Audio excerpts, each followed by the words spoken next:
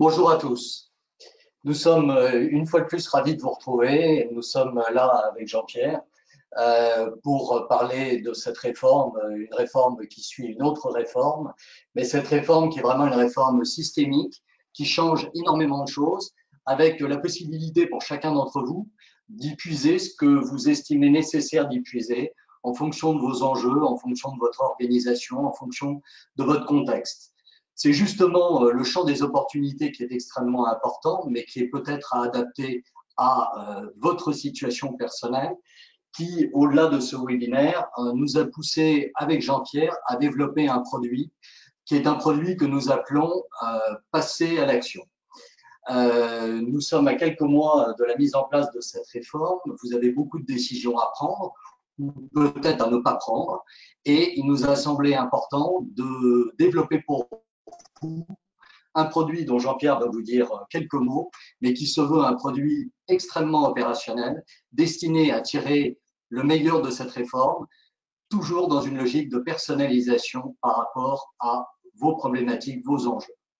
Jean-Pierre. Oui, tu l'as dit Thierry, c'est une réforme qui est potentiellement puissamment transformatrice et on n'a pas voulu dans ce produit traiter simplement la réforme, on a voulu traiter la manière dont la réforme s'inscrit dans l'ensemble des pratiques qui sont les vôtres et dans l'ensemble des pratiques de gestion de la formation et du développement des compétences de l'entreprise. Donc, on a à la fois une entrée réforme pour être sur toutes les opportunités liées à tout ce qui a changé, mais on est aussi sur la transformation de votre fonction, la transformation des pratiques, la transformation des process de gestion, la transformation des relations avec tout votre environnement extérieur, qu'il s'agisse de vos partenaires formation, qu'il s'agisse des OPCO, qu'il s'agisse des CFA demain.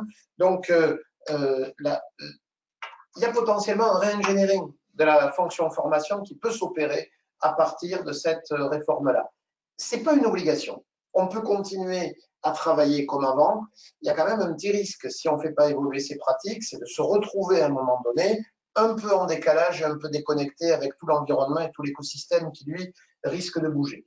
Et notre souci était moins, finalement, de vous permettre d'avoir les clés sur la réforme. Je pense que c'est fait aujourd'hui, même si cette réforme, elle va continue à se développer, et on va vous en reparler, on attend 3 ordonnances à la rentrée, donc le cadre réglementaire continue à bouger, mais on est sans doute sur quelque chose qui va bouger de manière récurrente et permanente, donc de l'évolutif, mais c'est moins d'être simplement sur les clés de compréhension de la réforme que de pouvoir traduire cette réforme-là en action, en opportunité et en capacité de transformation et d'évolution de la formation, parce qu'on a à la fois des enjeux forts pour l'entreprise, des enjeux forts pour la fonction elle-même, mais aussi des risques. C'est-à-dire que si on ne prend pas le train, eh bien on pourrait se retrouver un petit peu sur le quai de gare avec des choses qui ont évolué et des incompréhensions, puisque dorénavant,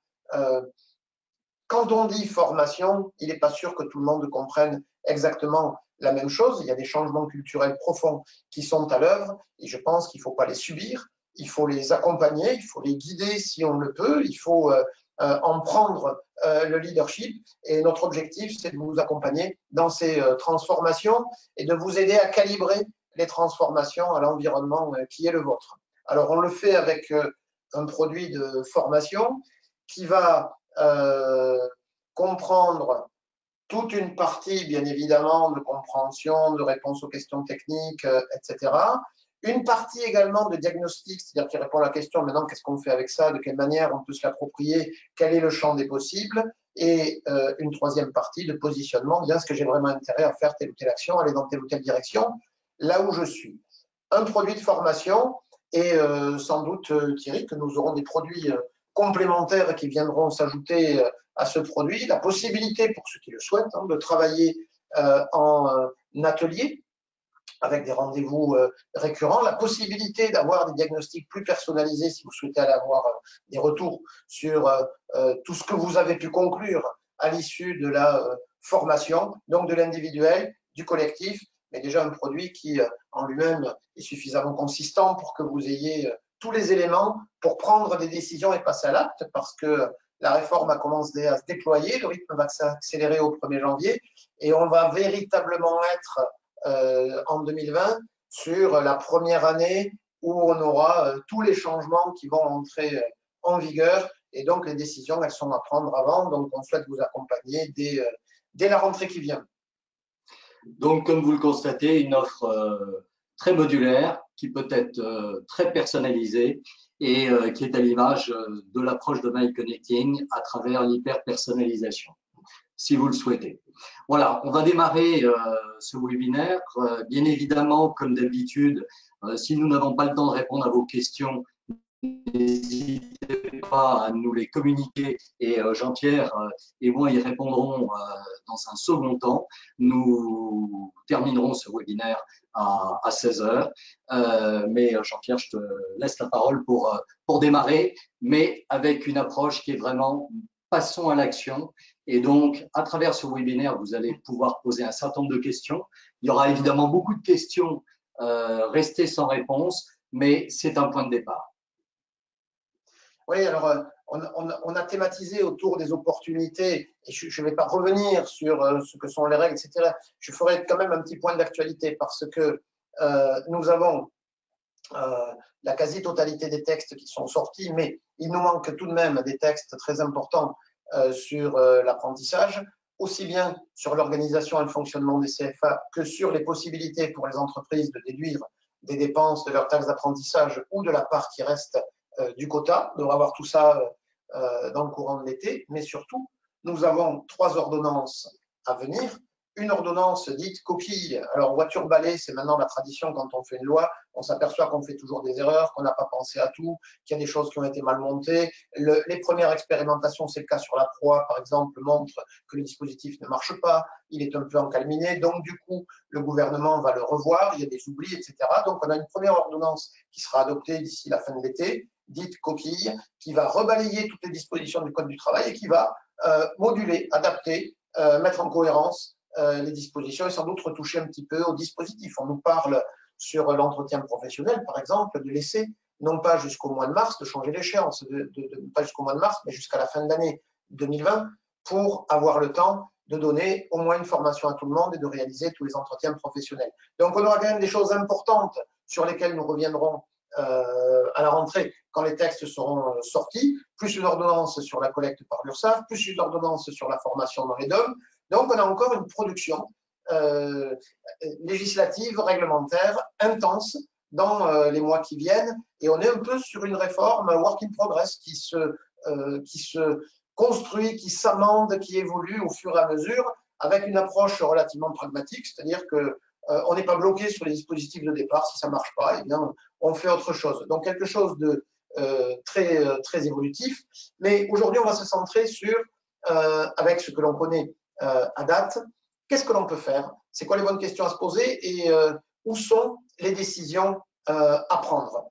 Alors, 5 thématiques. 1, comment on passe de la formation au développement de compétences. 2, qu'est-ce que l'on peut faire sur l'alternance et notamment sur l'apprentissage. 3, le plan de développement de compétences, c'est potentiellement un re-engineering à peu près total, comme je l'indiquais, de la fonction formation, ça veut dire quoi? Et comment on peut avoir une politique de projet partagé avec le CPF. On a un champ des possibles là qui va s'ouvrir. Et enfin, je reviendrai sur le risque financier, donc à l'aune de ce qu'on nous annonce pour la rentrée. Alors, la première thématique, la formation n'est plus ce qu'elle était. Faites attention, d'ailleurs, au risque de décalage. On a une évolution considérable de la définition, on a déjà exposé ça dans différents webinars, de la définition de l'action de formation. C'est très élargi, ce qui fait que pour tous ceux qui n'ont pas suivi forcément cette évolution, eh bien, il y a un petit risque que quand vous dites formation, ça renvoie à des formats un peu traditionnels, alors qu'on peut aujourd'hui utiliser des formats très différenciés. Sur quelle base choisir le bon format?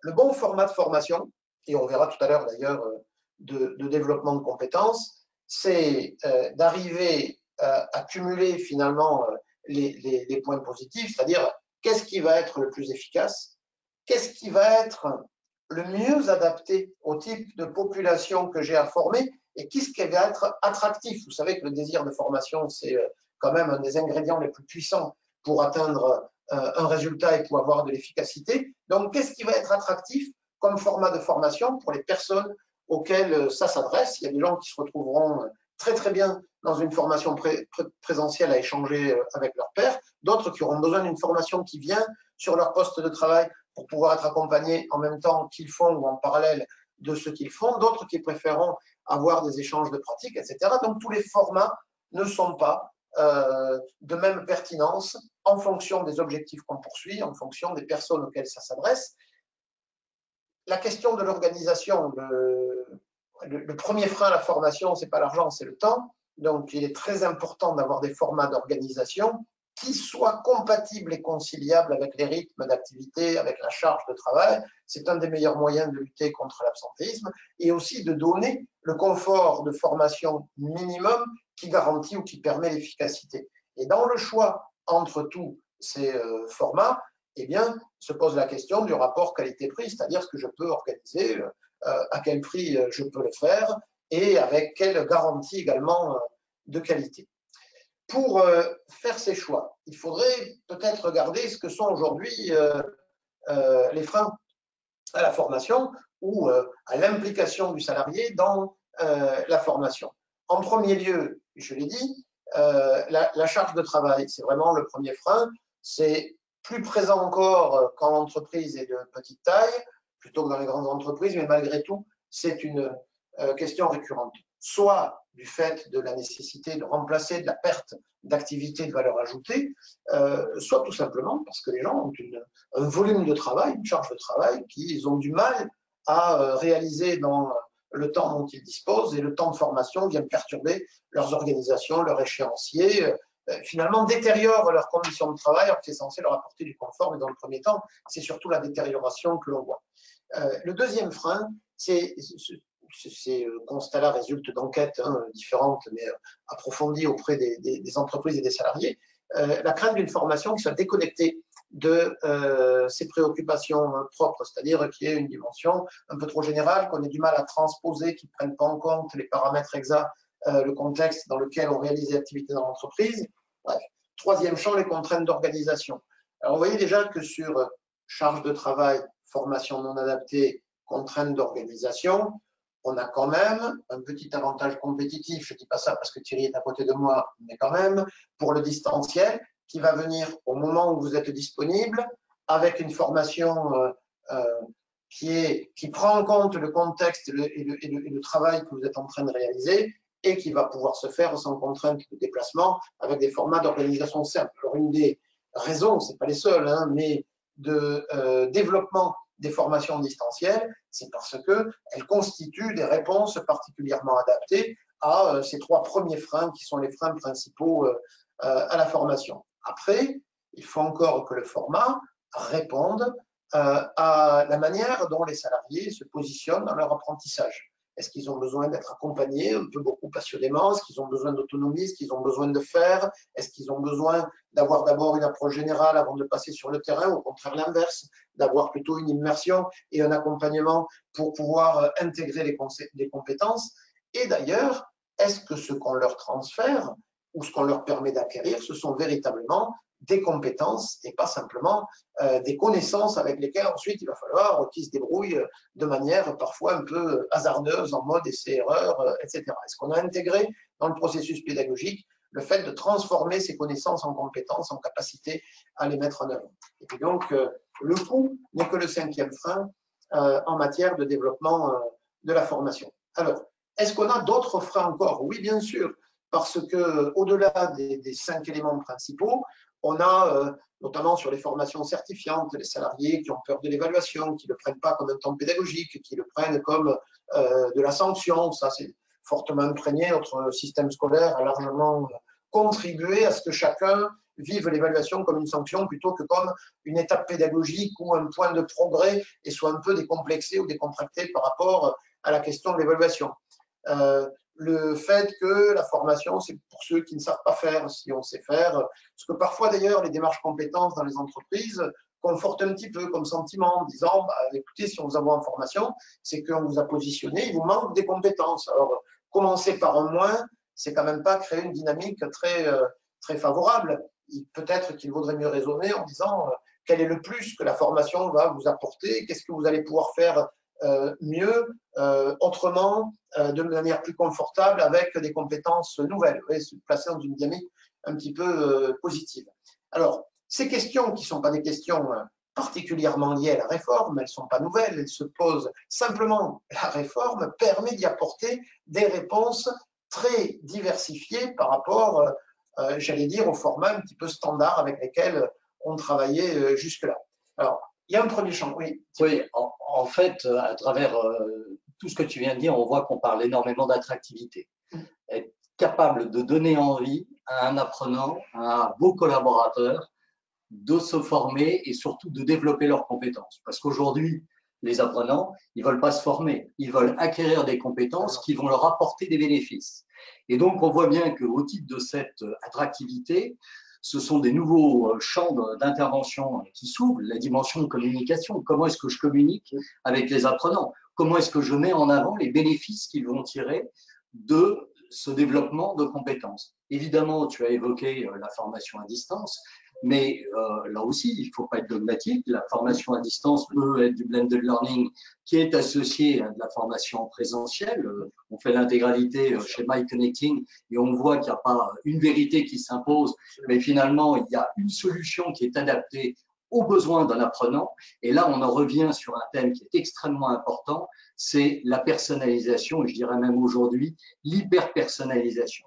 Donner envie à un apprenant passe par le fait d'être capable de mettre en place un parcours avec des objectifs qui sont des objectifs pour lui, dont il va comprendre le bénéfice qu'il va en tirer, une évaluation et une mesure de l'atteinte de ces objectifs, et qui, en plus de ça, sera aussi vertueuse pour la création de valeur pour l'entreprise. Donc, on va beaucoup parler d'attractivité aujourd'hui, et je trouve que les sujets que tu as abordés construisent cette attractivité. Alors, la question de l'implication du salarié, du volontariat, c'est la fameuse formule de Bertrand Schwartz, on ne forme pas un salarié, lui seul se forme, et s'il en a la volonté, donc du coup le désir de formation, l'attractivité de la formation, c'est des questions fondamentales par rapport à l'efficacité. Ce que la réforme vous met entre les mains, c'est une capacité de réponse élargie à cette question-là, mais à condition que la représentation que l'on se fait de la formation soit un minimum partagée. Parce que si, quand vous dites formation, les gens traduisent inévitablement tous et monolithiquement par eh bien, salle de formation à plusieurs, etc., donc un format un peu standard et un peu classique, eh bien, ça crée un décalage avec ce que peut être la formation. Moi, j'ai coutume de dire que si jamais ce n'était pas le cas avant d'ailleurs, cette réforme tue définitivement la notion de besoin de formation pour lui substituer la notion de besoin de compétences, ce qui vous permet de scinder en deux la question suivante, c'est s'il y a un besoin de compétences, qu'est-ce qu'on met en place pour y répondre? De l'activité, de l'accompagnement, des actions de développement de compétences, de la formation, quel format de formation? Bon, est-ce que cette question-là, elle mérite d'être incluse dans le besoin? Non, il faut qu'elle soit dissociée, sinon c'est trop réducteur. Est-ce qu'elle a à être tranchée par le salarié lui-même ou par son manager? Répondre, c'est de la formation qu'il nous faut. Ou est-ce que ce n'est pas le travail des professionnels que de mettre en place la bonne ingénierie en fonction de tous les paramètres liés à la situation?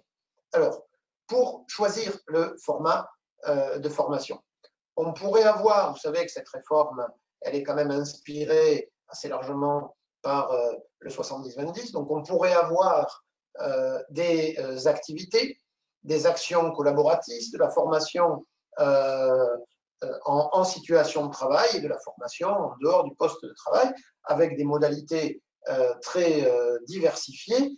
La question n'est pas évidemment d'opposer ces différentes modalités, ça n'aurait pas beaucoup de sens, c'est de savoir quelle est la meilleure articulation possible que l'on puisse construire entre différentes manières de développer ses compétences et qu'est-ce qui va permettre de mettre en place les leviers qui vont s'activer les uns les autres et qui vont créer une dynamique.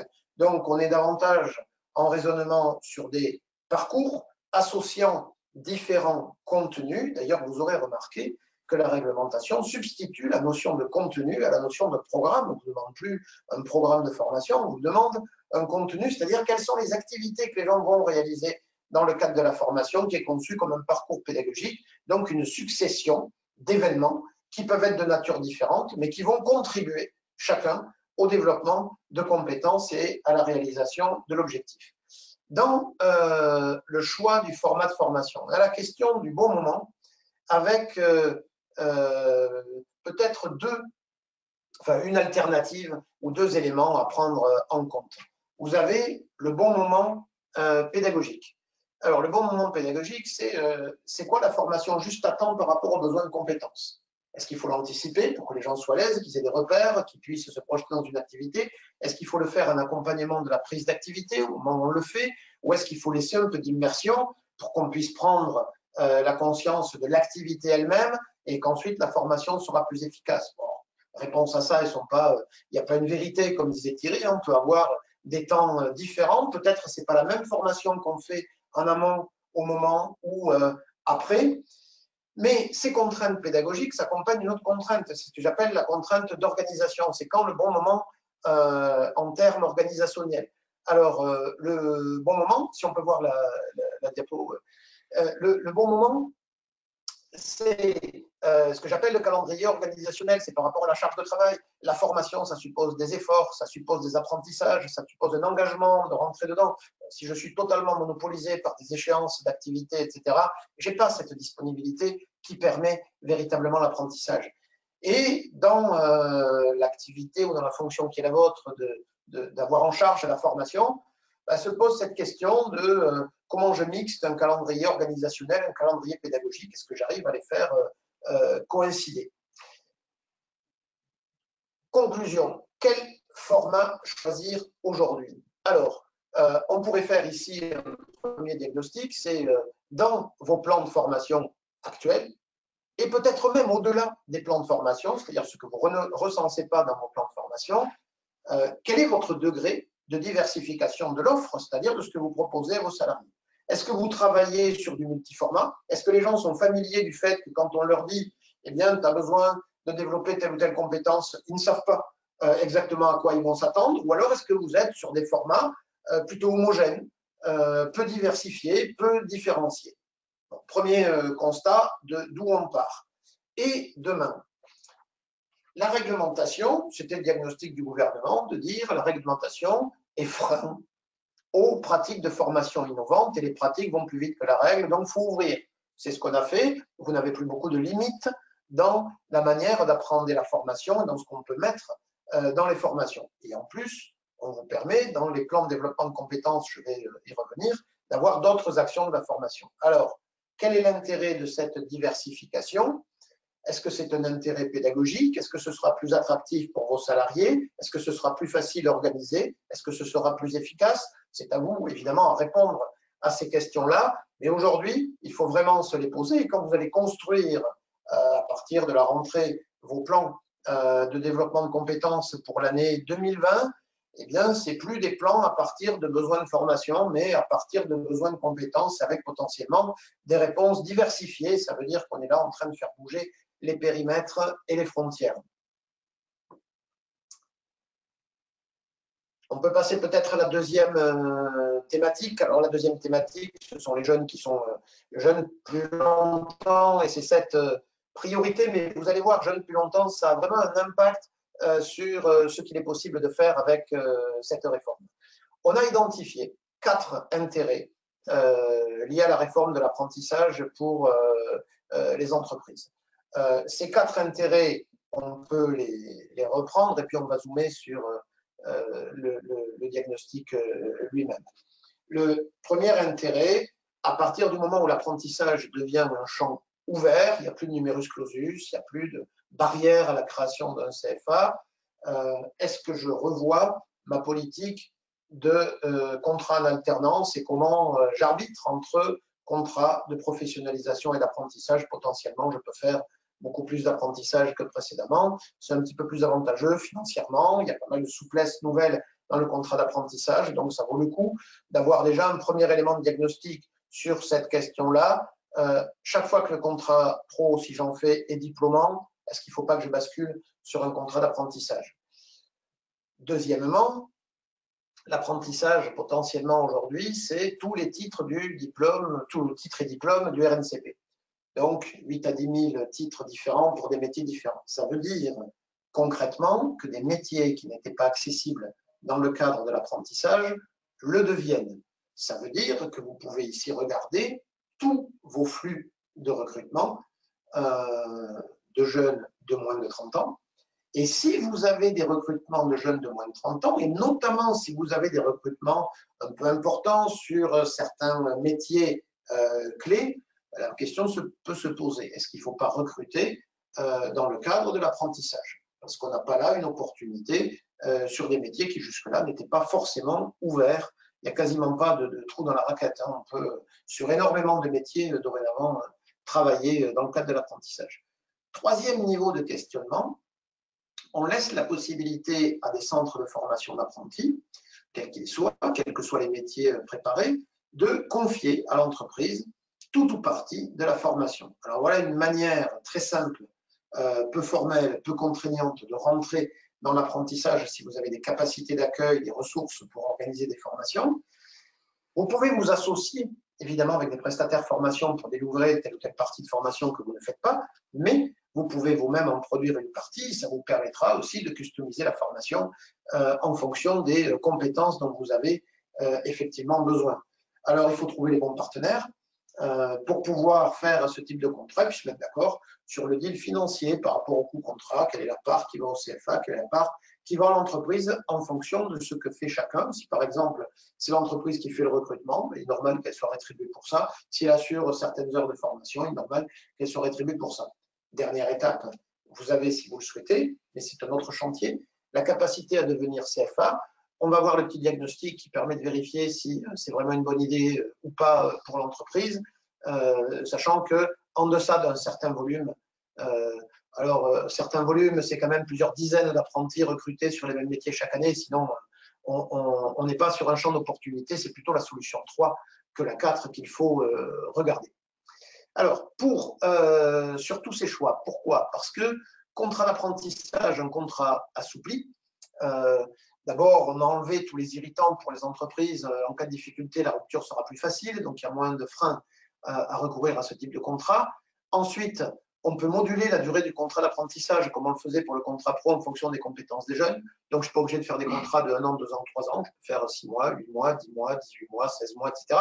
Donc, en fonction des compétences et des acquis du jeune, cette possibilité de conclure un contrat jusqu'à 30 ans ouvre un champ qui jusqu'à présent n'a pas très bien fonctionné, mais peut-être que vous pourriez faire ce diagnostic dans votre entreprise. Est-ce qu'il y a sur certains métiers des jeunes, donc jeunes, il faudra s'habituer, c'est moins de 30 ans, donc est-ce qu'il y a des jeunes qui ont moins de 30 ans, qui sont en CDI chez vous, que vous avez recrutés il y a quelques années ou tout récemment, et qui seraient partants pour un parcours d'évolution et que vous, ça intéresserait évidemment de faire évoluer. Quelqu'un qui, par exemple, est rentré chez vous avec un Bac plus 2, puis qui irait bien jusqu'à un niveau Bac plus 3, ou quelqu'un qui est rentré avec un niveau de diplôme inférieur, et puis qui a acquis des compétences, qui les a développées, qui pourrait, avec un laps de temps relativement court, atteindre un niveau supérieur de qualification. Et dans ce cas-là, on a la possibilité de suspendre le CDI, de conclure un contrat d'apprentissage, et quand le contrat est terminé, le CDI reprend.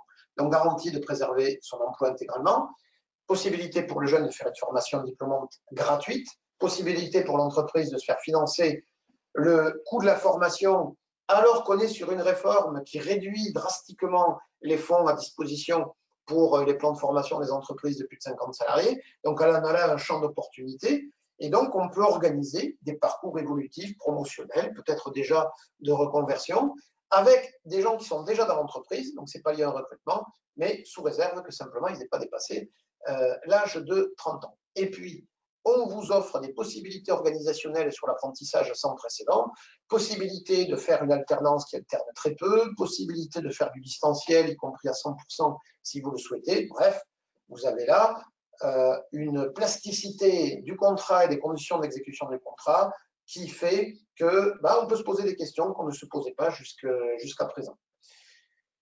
Je ne reviens pas, enfin, rapidement peut-être, sur recruter sur tous les métiers. Donc, on a tous les titres du RNCP qui sont, si j'ajoute à ça qu'on peut créer librement des CFA, demain, on peut trouver des partenaires formation pour faire de l'apprentissage sur des tas de métiers pour lesquels il n'y avait pas d'apprentissage jusqu'à présent. Donc, ne réfléchissez pas à apprentissage par rapport à l'existant ou à l'approche traditionnelle de l'apprentissage. On peut élargir largement le regard.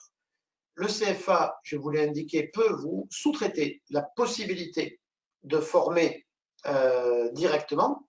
Et on a une formation qui va être donnée par le CFA, la formation générale. La partie professionnelle pourrait être confiée à l'entreprise qui elle-même doit donner des activités qui permettent de développer l'apprentissage.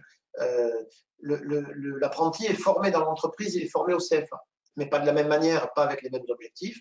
Eh bien, la part de l'entreprise peut augmenter et certaines parties de formation, voire la totalité, pourraient être, si l'entreprise en a les capacités, les ressources et l'envie, pourraient être réalisées dans l'entreprise. Alors, très intéressant ça pour les entreprises, si elles ont des capacités de formation, parce que ça leur permet aussi de récupérer des financements pour développer des moyens de formation dont elles pourraient éventuellement faire bénéficier les autres salariés. Et alors, l'étape ultime, la quatrième, c'est devenir CFA. Bon, pour devenir CFA, attention, là, il faut un diagnostic un petit peu plus approfondi. On a une dizaine d'étapes, pas les conditions juridiques ou financières qui sont assez simples à remplir. Il y aura un référencement qualité, c'est-à-dire une certification obligatoire qu'il faudra obtenir l'an prochain, qui n'est pas tout à fait simplement le Datadog d'aujourd'hui. Hein, c'est un référencement avec des organismes qui vont venir faire des audits. Donc, il faut structurer un CFA et qui va vérifier notamment que les 14 missions du CFA que la loi liste sont bien exercées avec des personnes à l'intérieur du CFA qui rendent ce service-là. Donc, il vous faudra un référent handicap, il faudra mettre une aide à l'insertion professionnelle et à l'accompagnement social, il faudra un référent mobilité professionnelle, il faudra un référent égalité professionnelle. Donc, on a quand même une structuration importante. Et puis, il faudra, l'apprentissage, c'est diplômant, hein, un accord avec un certificateur pour pouvoir préparer une certification titre ou diplôme inscrite au RNCP. Donc, on est quand même dans une démarche projet assez importante et on ne peut pas simplement, je suis une entreprise qui me dit, j'ai un projet de création d'un CFA, est-ce que vous pouvez m'accompagner? Je dis, pourquoi pas, mais vous envisagez quoi? C'est quoi les flux chez vous? On me dit, ah, bah, je vais en avoir 8 ou 10. Hein. 8 ou 10 apprentis. J'oublie le CFA, par contre, je peux aller chercher un partenaire et je peux sous-traiter avec ce partenaire ou se mettre d'accord pour qu'une partie de la formation se fasse dans l'entreprise, pas de problème. Et quand on est sur des petits volumes, c'est des bons partenariats qu'il faut faire. Et peut-être qu'après, d'ailleurs, sur des volumes plus importants, c'est toujours la solution du partenariat qui peut rester la meilleure. Conséquences, alors attention, point de vigilance.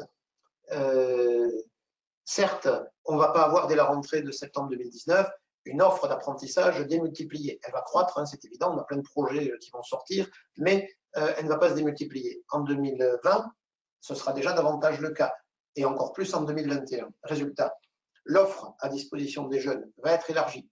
Ça veut dire que si vous recrutez dans cette tranche d'âge, les 16-30 ans, et que vous avez déjà un peu de difficulté parfois à trouver les candidats, à les recruter, ben demain, ils auront peut-être des offres plus attractives ailleurs, parce qu'ils vont avoir des offres qu'ils n'avaient pas. Et le paradoxe de cette réforme qui est faite pour développer l'emploi des jeunes, c'est qu'elle potentiellement, elle pourrait aggraver les pénuries de main-d'œuvre dans certains secteurs, parce que l'orientation par défaut, je vais prendre telle place d'apprentissage parce qu'il n'y en a pas d'autres, etc., c'est peu ou prou terminé, puisque des offres, je risque d'en trouver plus et largement plus qu'il y en a aujourd'hui. Une diapo, mais je vais passer rapidement, je vous ai indiqué ça. N'oubliez pas, les jeunes qui sont déjà en CDI chez vous, qui ont moins de 30 ans, vous pouvez, avec eux, conclure un contrat d'apprentissage. Après, il faut se mettre d'accord, hein, il faut négocier à quelles conditions, de quelle manière, est-ce qu'on applique vraiment l'abattement de salaire de l'apprentissage, est-ce qu'on le maintient. Bon, tout ça est au choix, ça dépend de ce que vous proposez, la garantie que le jeune reste après quand même, si c'est ça qui vous intéresse. Bon, donc, outil nouveau pour cette population de jeunes en CDI. Il nous reste sur l'apprentissage des questions financières qui ne pourront être réglées que pendant l'été parce que nous ne disposons pas encore des textes sur les déductions possibles par l'entreprise de ses versements aux écoles ou CFA dans le cadre de partenariat, ou des déductions possibles qu'elle pourra faire pour ses dépenses directes de formation au cas où elle recruterait des apprentis. Donc, pour faire la simulation en termes de modèle économique, on n'a pas encore l'intégralité des paramètres, mais on aura ça à la rentrée. On pourra faire des études très précises sur si je crée un CFA ou si je fais un partenariat avec un CFA, c'est quoi le modèle économique, c'est quoi le rapport, et est-ce que c'est une activité qui arrive à s'équilibrer ou pas.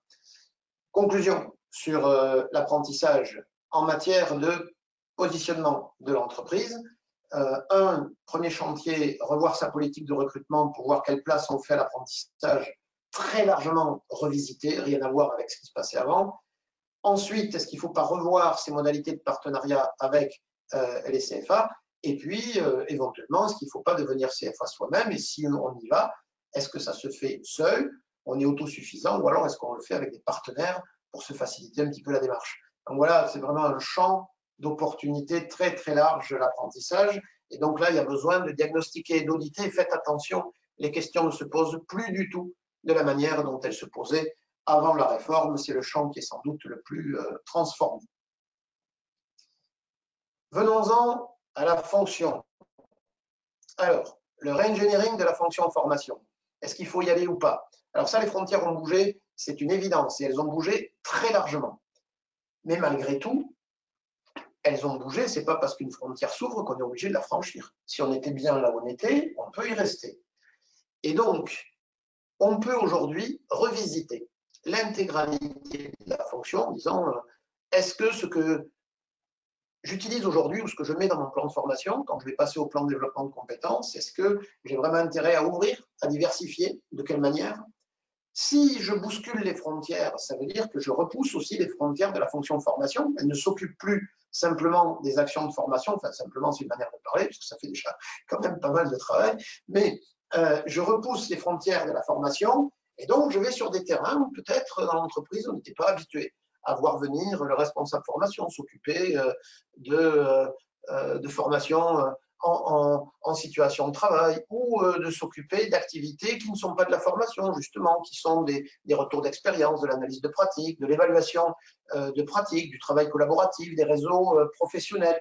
Tout ceci, vous avez là un champ, pour ceux qui occupent la fonction, formidable de croissance de la fonction, alors bien sûr à calibrer aux moyens, en temps, en capacité d'action dont on dispose, et peut-être que ces champs-là, il faut les explorer de manière progressive. On a une question qui va se poser aussi, c'est si on a des plans de développement de compétences très ouverts, est-ce qu'il faut tout tracer? Est-ce que toutes les actions doivent être suivies? Alors la question, c'est à quoi ça sert? Est-ce que j'ai besoin de tracer les actions? Est-ce que je trace plutôt les compétences développées par les collaborateurs? Est-ce que j'ai pas besoin de laisser certaines choses dans l'informel, mais parfois les formaliser, leur donner un cadre, etc. Ça permet de gagner en qualité, ça permet de mieux impliquer les gens sur l'action. Et puis alors, mes outils de gestion, s'ils sont calibrés sur les formations standardisées, qu'est-ce que je fais quand j'ai une action de co-développement, de tutorat, de mentoring, de supervision, de réseau collaboratif, etc. Donc, toutes ces actions-là, comment je les rentre? Et puis, est-ce qu'il ne faut pas que je revoie tous mes supports? Est-ce que dans les entretiens d'évaluation, dans les entretiens professionnels, est-ce que c'est de formation qu'il faut parler? Est-ce que c'est pas d'abord de compétences et puis le moyen on voit après? Est-ce que c'est bien par le moyen qu'il faut rentrer? Tout à l'heure je disais le besoin de formation est mort, vive le besoin de compétences. Et à la limite, même le besoin de compétences, c'est un moyen la compétence en vue d'un résultat. Le résultat de la formation, il est toujours extérieur. Donc c'est l'occasion là de revisiter vos process, de redéfinir ce que la loi ne définit pas, c'est-à-dire l'investissement en formation, de quoi il est composé, qu'est-ce qu'on met dedans, de revisiter votre dialogue social, double actualité, la mise en place des comités socio-économiques plus réforme de la formation, et là le Big Bang pour le dialogue social sur la formation dans l'entreprise. Alors comment je reconstruis des pratiques avec une instance nouvelle qui ne va pas fonctionner exactement comme les instances précédentes, où tous les sujets vont être traités par la même instance? Quel rôle je donne à la commission de formation quand on en a une, quand il y a plus de 300 salariés? Comment je travaille avec elle? La commission de formation, elle est un outil de travail du comité social et économique, elle n'est pas consultée, etc. Donc, on a là les bases pour faire un re-engineering effectivement de la fonction formation. Et ce re-engineering, d'ailleurs, petit constat que nous avions fait déjà il y a quelques temps, mais qui s'accélère, c'est que la fonction formation a déjà disparu dans certaines entreprises et elle a déjà disparu au moins dans les organigrammes. Bien évidemment, pas l'activité de s'occuper de la formation, mais, et les mots ont un sens, on voit apparaître de plus en plus fréquemment un responsable de développement de compétences, c'est le plus fréquent, qui est parfois un responsable du développement RH, qui est parfois un responsable du développement des talents. Ben, c'est les trois appellations les plus fréquentes lorsque la fonction formation en tant que telle disparaît des organigrammes.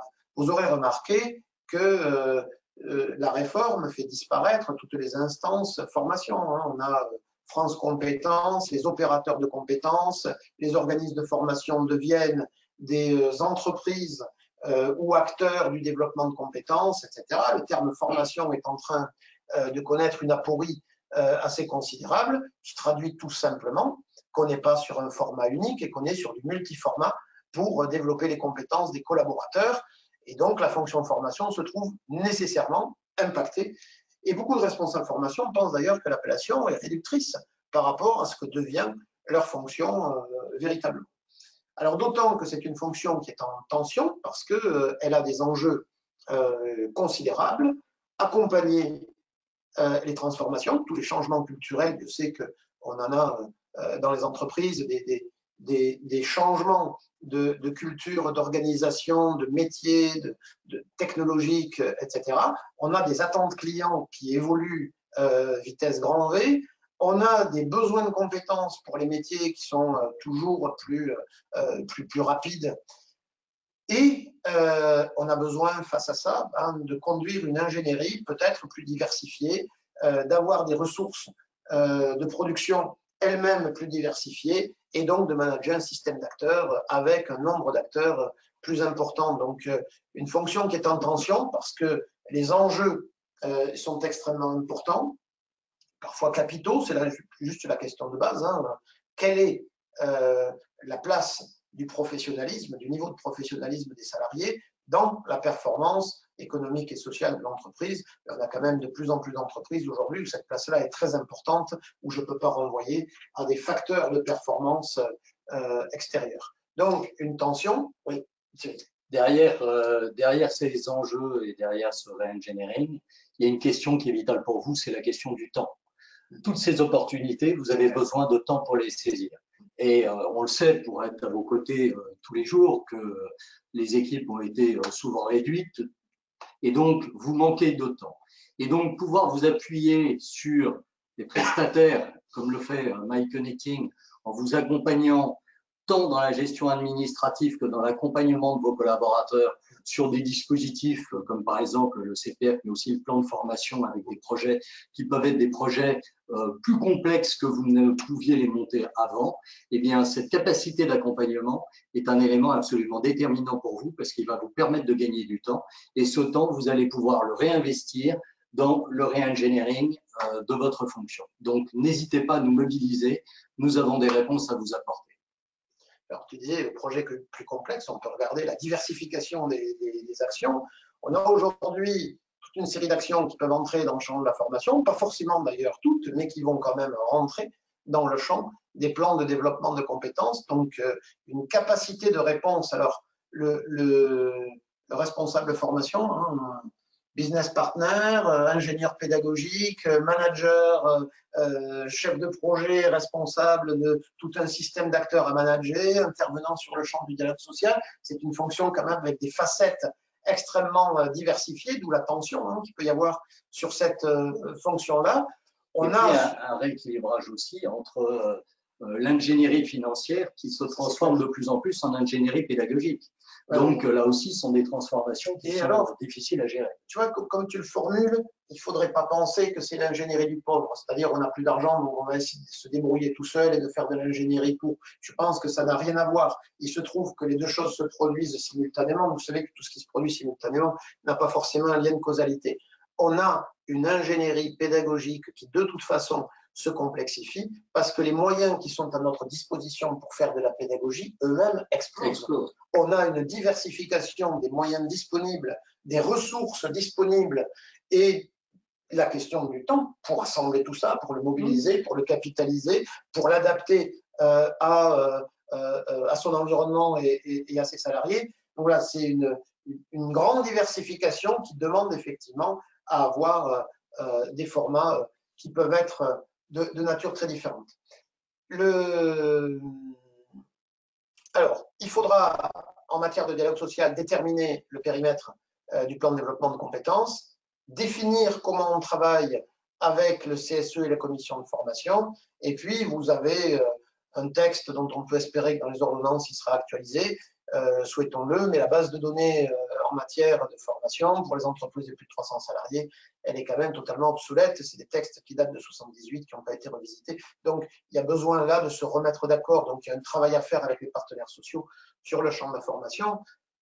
Très important, parce que si, et je pense qu'il va falloir accepter une chose, il va falloir accepter que il n'y ait plus, que vous perdiez la comparabilité entre l'avant et l'après. Parce que si vous diversifiez les manières de faire, si vous utilisez des formats que vous n'avez plus utilisés, comparer ce qu'on fait aujourd'hui avec ce qu'on faisait hier, ça a vraiment un sens très limité. Et comparer des quantités qui ne portent plus sur les mêmes périmètres, ça n'a carrément pas de sens. Donc je pense que là, il y a un travail à la fois de conviction, de pédagogie, de sens et de négociation à faire avec les partenaires sociaux. Il va y avoir un autre travail, alors peut-être avec les partenaires sociaux, mais ce n'est pas avec eux que ça va être le plus important, c'est peut-être avec la DG ou le contrôleur de gestion ou le DAF sur l'investissement en formation. L'investissement en formation, c'est substituer, et ça on ne voit pas cette transition se faire dans toutes les entreprises encore, c'est substituer à la notion de dépense ou de coût de formation. Bon, alors continuer à raisonner en dépense ou en coût, eh bien c'est maintenir auprès des autres l'idée que la formation coûte, qu'elle est une charge, etc. Continuer par exemple à comptabiliser les contributions formation dans le budget formation, c'est une hérésie absolue. Après la loi de septembre 2018, les contributions formation des entreprises sont des impôts qui sont versés et collectés par France Compétences, dont l'usage vous échappe totalement et qui n'ont strictement rien à faire dans un budget d'entreprise, qui ne relève pas du tout de la fonction formation, et se faire imputer un coût ou dire, bah, vous voyez, la formation vous coûtait déjà un 68, coûtait rien du tout, ça c'est l'impôt qu'on paie, quand on a payé ça, on n'a pas commencé à former, on n'a pas commencé à faire de formation. Donc il faudrait ici revisiter les vieilles lunes, hein, un peu dépoussiérer la manière d'apprendre la question économique de la formation et dire l'investissement, ce sont les ressources que nous mobilisons pour faire. Et les ressources que nous mobilisons pour faire, c'est certainement pas l'impôt, c'est les moyens internes qu'on mobilise, c'est les budgets qu'on utilise pour acheter des actions de développement de compétences, tout ce qui est du flux de trésorerie, c'est du temps, qui n'est pas forcément d'ailleurs valorisé en argent, ça n'a pas beaucoup de sens. Comment vous valorisez la perte de valeur ajoutée ou la perte d'un commercial qui n'est pas sur le terrain, etc. Donc, c'est évidemment pas son salaire. Donc, il y a ici des indicateurs à redéfinir pour transformer l'approche traditionnelle de la formation, parce que là, on a un risque, c'est que si vous persistez à être un centre de coût, une charge ou avoir un budget de dépenses exclusivement, si on ne donne pas une traduction concrète à la notion d'investissement, eh bien, on ne peut être que dans une logique malthusienne et d'économie dès lors qu'on est un centre de coût. Alors, d'où la notion de résultat. D'où la notion de résultat. Nous, on vous en propose deux. Le résultat, c'est soit la performance économique, et donc vous avez ici, c'est évidemment pas exhaustif, hein, des indicateurs possibles, et vous constaterez que les indicateurs de résultat, comme il se doit, ils ne sont jamais à l'intérieur de la formation elle-même. Ce n'est pas dans la formation, dans les résultats directs de la formation que je vais le voir, c'est toujours dans les indicateurs extérieurs, ce n'est pas des infos qui sont nécessairement dans le service formation, c'est comment on a contribué à la productivité, comment on a contribué à la performance individuelle et collective, combien de projets on a accompagnés, est-ce qu'on a généré de l'innovation, est-ce que la satisfaction client a augmenté, quel rôle joue la montée en compétences, est-ce qu'on a amélioré les pratiques, est-ce qu'on a moins de retours de défauts qualité, etc. Donc, tout ça dépend évidemment de la nature des activités qui sont celles de l'entreprise mais il faut s'habituer à les chercher. C'est un peu un angle mort hein, sur la formation. Dans les entreprises, on constate que bon, l'amont et la production sont plutôt bien maîtrisés. L'aval, le résultat, c'est quand même un domaine qui mérite encore que l'on y travaille. C'est justement pour vous accompagner dans cette démarche de mesure du résultat que nous avons développé chez MyConnecting le Myco 360. Le Myco 360, c'est un tableau de bord que chacun de nos clients a dans son espace et qui lui permet de mesurer les résultats obtenus de l'ensemble des parcours et de l'ensemble des collaborateurs, des apprenants. Quels sont les résultats qui sont obtenus de façon synthétique à travers des indicateurs que nous avons sélectionnés, comme par exemple le taux de complétion, le taux de satisfaction d'évaluation des cours, puisque je vous rappelle que chez MyConnecting, tous les apprenants peuvent évaluer leurs cours en disant s'ils ont trouvé qu'il était excellent, bon, moyen ou mauvais.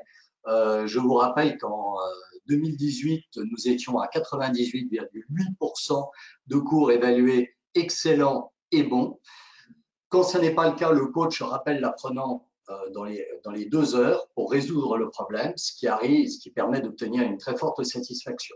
Mais dans ces KPI, il y a aussi la régularité, il y a les objectifs, puisque, comme vous le savez, chez MyConnecting, il n'y a pas une formation qui démarre sans qu'on ait défini préalablement des objectifs opérationnels, et on va mesurer le taux d'atteinte de ces objectifs. Et bien évidemment, la possibilité de visualiser les évaluations à froid, puisque nous sommes capables d'associer vos managers à la définition des objectifs et nous sommes capables d'aller interroger ces managers sur leur vision de la création de valeur générée par ces formations. Donc, vous voyez que MyConnecting vous accompagne également dans cet outil qui permet de mesurer l'efficacité des actions entreprises, donc qui vous permettra, comme dans tout investissement, d'aller défendre cet investissement, voire de l'augmenter en allant discuter avec vos parties prenantes, que peuvent être votre direction générale et votre direction financière. La formation, c'est de la performance économique, c'est aussi de la performance sociale, c'est la préservation et le développement du capital compétences de l'entreprise, alors de l'entreprise des salariés, parce que les compétences, elles sont chez les salariés. Après, il faut générer l'engagement d'ailleurs pour que les salariés mettent ces compétences à disposition. On peut regarder le capital compétences, on peut regarder comment l'entreprise utilise ce capital à travers la gestion de l'emploi, puis on peut créer les conditions d'un environnement de travail qui permettent justement l'engagement du salarié dans ces activités. Pour donner du sens, parce que je pense que dans ces transformations, il ne faut surtout pas perdre le sens, on vous propose un plan de développement de compétences structuré en 5 champs. C'est la méthode des 5 P. Alors, Alain Maignan avait, il y a quelques années, une méthode des 3 P. On a un petit peu développé cette question-là. Tout d'abord, la performance individuelle et collective, quand la compétence a pour but une amélioration des champs de performance. La gestion des parcours, c'est la dimension politique sociale, la performance, plutôt la performance économique. Performance sociale, gestion des parcours, c'est tout ce qui bouge. Je recrute des personnes, il faut les intégrer, j'ai des mobilités internes, j'ai des métiers qui évoluent, j'ai des mobilités externes que j'accompagne aussi. La fluidification de tous les projets, on est à l'articulation de l'économique et du social, parce qu'il y a à la fois du changement culturel et aussi la réalisation, la bonne réalisation des projets de changement, très important. Donc, on peut accompagner par le développement de compétences tous les projets de l'entreprise. La politique de santé ou de prévention, pour permettre aux salariés d'être dans un confort de travail suffisant, engage lui-même l'efficacité. L'efficacité est le deuxième terme. Et puis, des objectifs de politique RH, parce qu'il arrive que l'on réalise des formations qui n'est pas comme stricte finalité des acquisitions de compétences en vue de réaliser une activité, mais plutôt de distribuer de la reconnaissance, de passer des messages, de montrer qu'on s'occupe de tous les salariés, qu'il n'y a pas de trou dans la raquette, de satisfaire à quelques obligations spécifiques auxquelles les ressources humaines veillent, etc. Donc, à travers, alors, soit avec cette méthode, soit avec d'autres, l'essentiel est que dans un contexte où chaque entreprise est renvoyée à son investissement individuel, c'est que les décideurs, les DG, DAF, direction opérationnelle, soient en capacité très rapidement de comprendre à quoi sert la formation plutôt que de se positionner sur combien on a fait de formation, combien d'heures on a consacré, quels sont les coûts qu'on a engagés, etc. La question des moyens, elle est seconde. La question du sens, elle est première. Et donc, il faut donner de la lisibilité et pas encombrer les décideurs avec des informations. Donc, finalement, ils n'ont pas grand-chose à faire. L'essentiel, c'est de dire, bah oui, si on réduit le budget formation, qu'est-ce qu'on fait? On réduit notre politique de santé, on accompagne moins nos projets, ou alors on cherche, on se fout d'être plus ou moins performant. Donc, il faut se mettre sur les enjeux véritables, qui peuvent être allés au-delà de ceci, mais il faut que les plans de développement de compétences soient très clairs en termes de communication sur la finalité et ensuite les résultats de la formation. Alors, dans cette réforme, on a une politique de projet partagé avec l'évolution du compte personnel de formation. Alors, le compte personnel de formation, c'est un droit du salarié, mais ça n'empêche pas l'entreprise d'être proactive. Et pourquoi serait-elle proactive? Je pense qu'il faut faire attention ici à un élément. Il y a une tentation, et c'est parfois des choses que l'on entend, en disant, bah, écoutez, au-delà des entreprises de plus de 50 salariés, il n'y a plus de financement, donc si vous voulez aller chercher des financements, il faut que vos salariés utilisent leur CPF et ça vous fera un levier financier.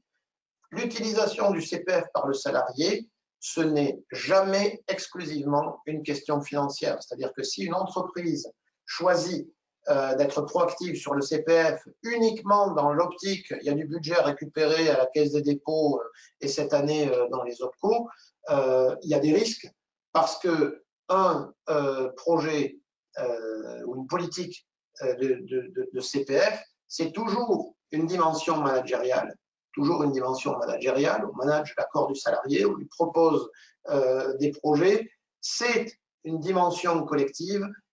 Cette capacité à gérer du collectif et de l'individuel, puisque le droit est individuel, et il peut y avoir bien sûr la logique financière, il ne faut pas s'en priver, mais faites attention, ça ne peut pas être le point de départ et le point d'arrivée. Si on peut passer d'ailleurs aux deux diapos suivantes, déjà l'autre. Alors, pour définir votre niveau d'implication, comment choisir? Vous avez ici 5 niveaux, c'est un petit peu comme l'apprentissage, il faut trouver ou mettre le bon curseur par rapport à votre environnement.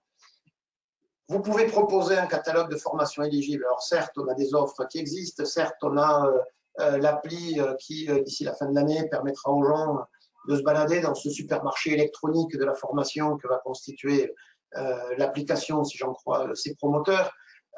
Mais rien n'empêche l'entreprise de sélectionner une offre, des prestataires, de dire voilà, nous on vous garantit là-dessus la qualité, la faisabilité et que vos droits permettent de solvabiliser ce qu'on vous met à disposition. Et je vous mets à disposition un catalogue et vous faites ça hors temps de travail en le finançant vous-même. Mon implication n'est que dans le fait de vous apporter l'offre. Deuxième niveau d'implication, je fais une offre, mais j'accorde des facilités horaires. Donc, je permets aux gens d'aménager leur temps de travail pour pouvoir se former dans un confort suffisant.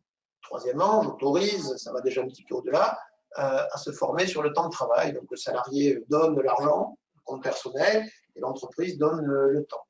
Quatrième niveau, j'abonde.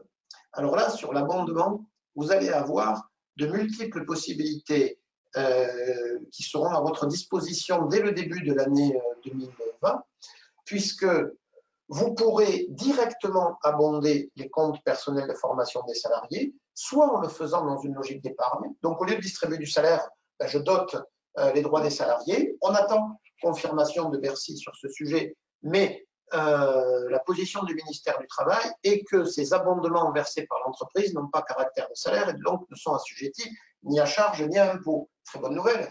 Si je veux donner du salaire net aux salariés sans avoir aucune charge d'aucune nature dessus, bah, au lieu de lui donner un chèque, je lui mets sur son compte personnel de formation. Bien évidemment, il faut que les gens soient intéressés par la formation. Sinon, ça n'a pas d'intérêt. Mais s'ils le sont, voilà une manière de rétribuer, de rémunérer les salariés en abondant le compte personnel de formation. La Caisse des dépôts ouvrira la possibilité de faire des versements en ligne. Je pourrais non pas verser, et puis ensuite le salarié fait ce qu'il veut avec, mais verser uniquement si le salarié suit ou mobilise ses droits pour telle ou telle formation que j'ai prédéterminée, ou je pourrais laisser l'autonomie aux salariés, dire j'abonde, mais je ne fais le versement qu'au moment où la personne fait la formation, c'est-à-dire un droit qui ne me dépossède pas de ma trésorerie, je le fais au moment où c'est consommé, je ne verse pas l'argent à la caisse des dépôts pour qu'elle le fasse travailler à ma place. Bon, voilà. Donc on a un champ des possibles dans la manière d'abonder. Je peux le faire en direct, je peux le faire sans passer par la caisse des dépôts, je peux le faire avec l'OPCA, avec les versements volontaires. Bref, techniquement, j'ai 5 ou 6 manières de faire. La question, c'est est-ce que j'ai la volonté, pourquoi faire, pour quel type de projet, tout ça, il faut le sélectionner. Et alors, si j'arrive à négocier ça, eh bien, je peux faire un accord d'entreprise qui fait que je récupère les droits des salariés qui n'ont plus à faire de demande individuelle. Donc, on simplifie beaucoup la gestion. Je récupère les droits des salariés, je finance toute la formation. Donc, vous avez une gamme de positionnement possible sur le compte personnel de formation qui va dépendre d'un petit diagnostic que je vous propose de regarder, qui va dépendre de l'intérêt que vos salariés ont pour la formation, bien évidemment. Est-ce que s'il y a un faible engagement pour la formation, on ne va peut-être pas avoir une politique très proactive. Voilà, on va essayer de déclencher. La capacité de l'entreprise à gérer, il ne faut jamais la négliger, la dimension managériale du compte personnel de formation. La qualité du dialogue social, parce que je ne fais pas une politique de CPF contre des représentants du personnel qui diraient mais oui, c'est pas normal, c'est le droit des salariés, pourquoi l'entreprise intervient là-dessus, etc. Donc je pense qu'il faut d'abord un consensus minimum sur cette question. Et puis se pose la question de, dans le cadre de cette politique, qu'est-ce qu'on demande à nos partenaires formation? Est-ce qu'on leur demande d'accompagner les salariés, de les informer? Est-ce que c'est eux qui font le numéro vert, l'assistance technique? Est-ce qu'on leur demande de nous mettre à disposition des offres de formation? Est-ce que c'est eux qui gèrent les relations avec la caisse des dépôts, qui est des salariés, etc. Donc, on peut avoir une gamme de services ici très diversifiée. Mais donc, le diagnostic va porter sur, compte tenu de ce qu'est l'entreprise et de ce que sont les salariés qui travaillent à l'intérieur, quel est le champ possible pour une proactivité dans ce domaine-là, au regard des intérêts des salariés pour la formation, au regard des formations qu'on est capable de mettre en place et de la manière dont on souhaite gérer le projet et inciter ou pas à utiliser ce dispositif. Et encore une fois, MyConnecting, nous sommes capables de vous accompagner globalement dans la mise en place de ce projet. Et nous sommes capables d'accompagner, vous le savez, chaque apprenant chez MyConnecting a non seulement un formateur, mais il a également un coach qui accompagne l'apprenant tout au long de sa formation. Et nos coachs sont capables de communiquer en tenant compte de votre positionnement et d'aider les apprenants à créer leur dossier.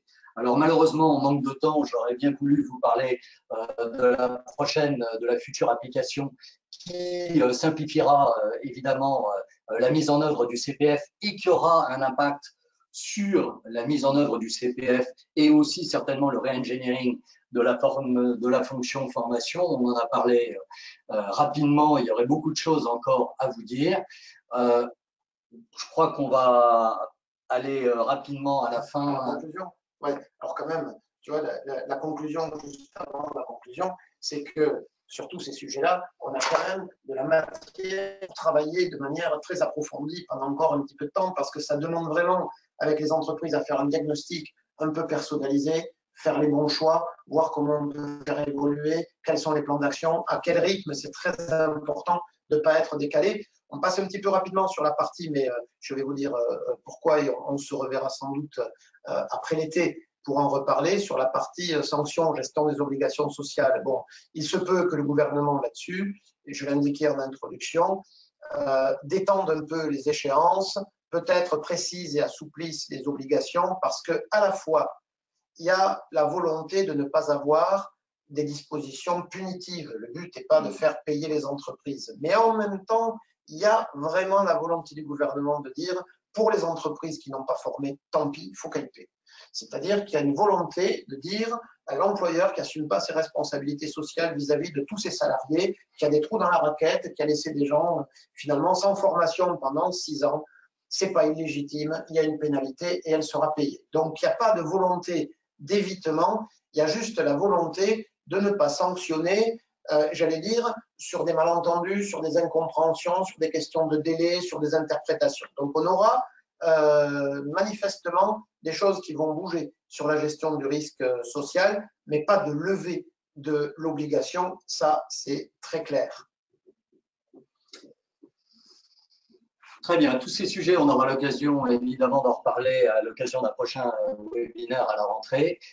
Vous pouvez bien sûr vous informer sur le produit formation que Jean-Pierre et nous avons développé. Vous allez recevoir un mail de Julien Dufour qui va vous donner la possibilité de cliquer sur le lien qui vous donnera le détail de tout le contenu de cette formation qui est extrêmement riche et encore une fois très modulaire, donc allant d'un produit packagé à un produit qui peut être totalement personnalisé. Je me permets d'insister, hein, Thierry, c'est pas simplement comprenez la réforme, hein, c'est bien, on vous accompagne pour que vous puissiez vous prendre les bonnes décisions dans votre environnement pour savoir quoi faire et comment le faire avec tout ce que la réforme met à votre disposition. Et également sur le re-engineering de votre oui, parce que fonction. Le plus dur est devant nous. Très bien, merci de votre participation. N'hésitez pas à vos questions, on va y répondre. Et je vous dis à très bientôt et surtout n'hésitez pas à vous informer sur ce produit extrêmement riche, passez à l'action. Merci beaucoup, au revoir. Au revoir.